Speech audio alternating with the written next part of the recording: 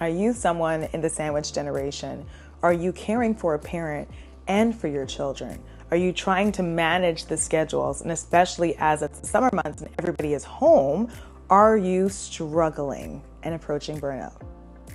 I was on CHCH this morning speaking with them about caregiver burnout and ways that, especially in the summer, burnout will increase, but how we can mitigate some of it by actually starting some conversations and having a plan in place. So let's talk about it really quickly.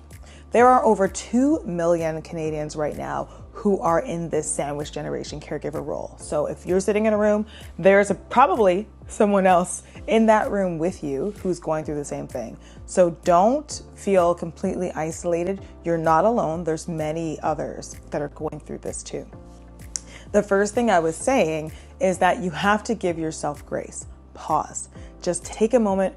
Breathe, acknowledge what you're going through, acknowledge what you're doing, and that you're trying to manage many things. You're juggling many hats. The summer is here. The kids are home. And now that the kids are free, they're asking for help with cell phones or whatever it is.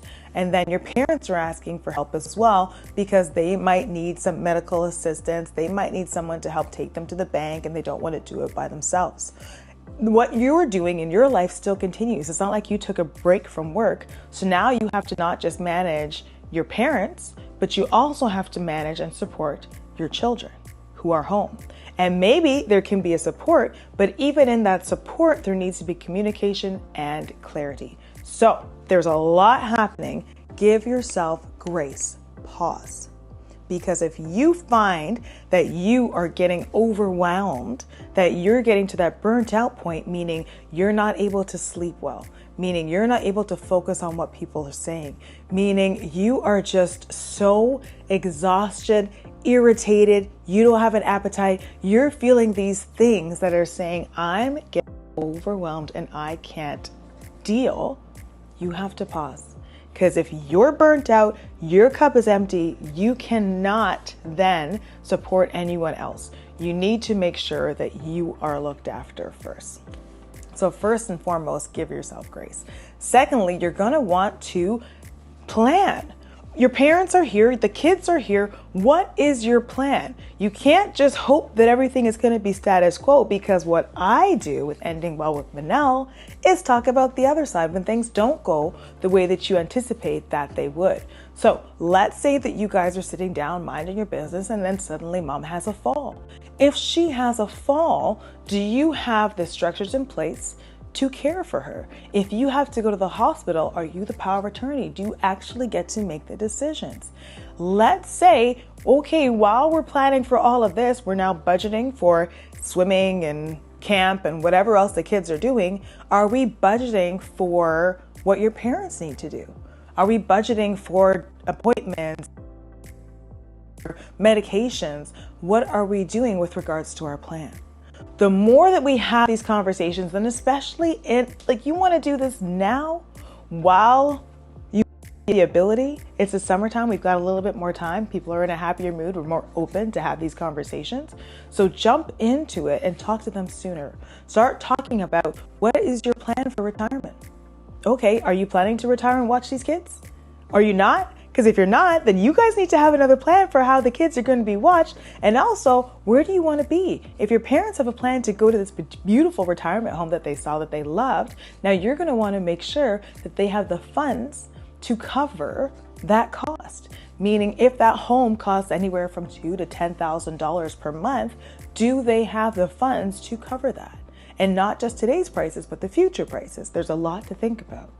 So when I talk about having these chats, there's a lot to cover, but it's really important. So just kind of go through, and you don't have to do it all at once, but make sure you have some answers to some really important questions.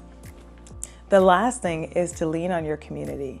So maybe you're thinking, I'm going to talk to my family, my friends, my immediate circle, and get some help from them. You pick up Johnny from camp. Can you take mom to church on Sunday? Whatever it might be, you might lean inward, but don't forget you have outside supports as well. There's community structures. Whatever, if your person, your loved one, your mom, your dad, your parent, the person you're caregiving for has been diagnosed with something, once that diagnosis has been made, that community normally has a support for them as well. Meaning if someone gets diagnosed with Alzheimer's, go to the Alzheimer's Association, go to their website. They have so many free resources there to just guide you, to help you first with understanding what's happening, and then two, with what can I do? What kind of supports are there? Day programs are out there within your community. You can have your parent go to a day program. They can be there for 4 hours. They're getting to socialize. They're getting the human connection with those that are in their age range or outside of their regular everyday, and you get some respite. It is so important that you give yourself the breaks that you need. So have use or make use of these community supports and everything that is available to you, because while caring for your loved one, while carrying this load, while carrying the load for the children as well, it is a lot for one person. And as many of us are in this generation, what is the stat? It's 1 in 4 of the sandwich generation who are caregivers are feeling overwhelmed and are financially also struggling. You want to make sure that you budget for how much caring for family members in this economy especially is going to be what you need. And you also want to make sure that you're caring for yourself because you're number one. There's a stat that says 1 in 4 of the caregivers in the sandwich generation are overwhelmed and they're concerned about their mental health. It is not surprising because this is it can be a thankless job, and it is definitely emotional and can be very overwhelming. So it is very important that you care for yourself, especially right now when we should be outside enjoying the patios, taking walks, playing soccer, playing golf, doing all of the things. You want to make sure that you're able to live life fully while still managing our responsibilities. Okay, if you need support, if you're looking for community, if you need anything, reach out. Go to my website, ewwm.ca, or follow me for more here, or subscribe.